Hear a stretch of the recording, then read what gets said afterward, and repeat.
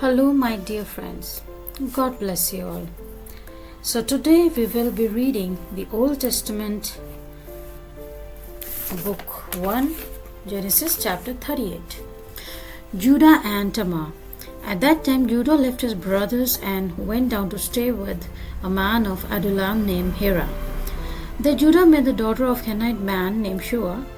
He married her and made love to her. She became pregnant and gave birth to a son who was named She conceived again and gave birth to a son and named him Onan. She gave birth to still another son and named him Shelah. It was at Kazib that she gave birth to him. Judah got a wife for his firstborn, and her name was Tamar. But Judah's firstborn was wicked in the Lord's sight, so the Lord put him to death. When Judah said to Onan, "Sleep with your brother's wife and fulfill your duty to her as a brother-in-law to raise up offspring for your brother." But Onan knew that the child would not be his, so whenever he slept with his brother's wife, he spilled semen on the ground to keep from providing offspring for his brother. What he did was wicked in the Lord's sight, so the Lord put him to death also. Judah then said to his daughter-in-law Tamar, "Live as widow in your father's household until my son Shelah grows up." For he thought he may die too, just like his brothers. So Tamar went to live in her father's household. After a long time, Judah's wife, the daughter of Shua, died. When Judah had recovered from his grief, he went up to Timnah, to the men who were shearing his sheep, and his friend Hira the Adullamite went with him.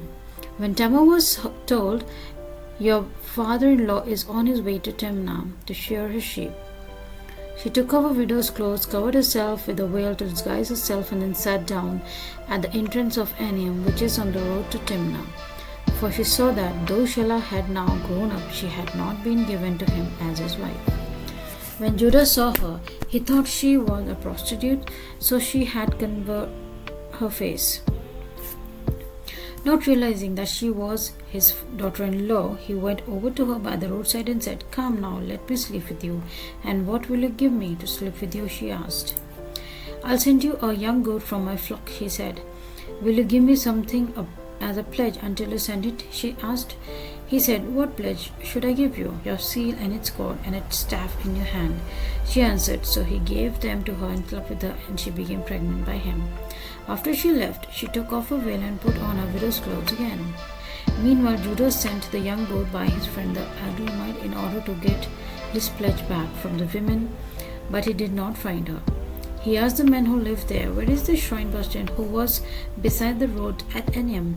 "There hasn't been any shrine pastor here," they said. So she went back to Judah and said, "I didn't find her." Beside the men who lived there said, "There hasn't been any shrine prostitute here." Then Judah said, "Let her keep what she has, or we will become a laughingstock. After all, I did send her this young goat, but you didn't find her." About 3 months later, Judah was told, "Your daughter-in-law Tamar is guilty of prostitution, and as a result, she is not pregnant." Judah said, "Bring her out and have her burned to death." As she was being brought out, she sent a message to her father-in-law, "I'm pregnant by the man who owns this." She added, "See if you recognize whose seal and cord and staff these are."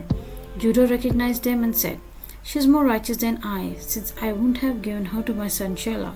And she did not sleep with her again. When the time came for her to give birth, there were twin boys in her womb. As she was giving birth, one of them put out his hand, so the midwife took a scarlet thread and tied on his wrist and said, "This one came out first." But when he drew back his hand, his brother came out, and she said, "So this is how you have broken out," and he was named Perez. Then his brother, who had the scarlet thread on his wrist, came out, and he was named Azerah. So this is the end of the chapter. We will continue in the next video for the next chapter. Kindly like, share, and subscribe. Press the bell icon so that you may receive a notification of the next chapter uploaded. May God shower His blessings on you. Take care. Bye-bye.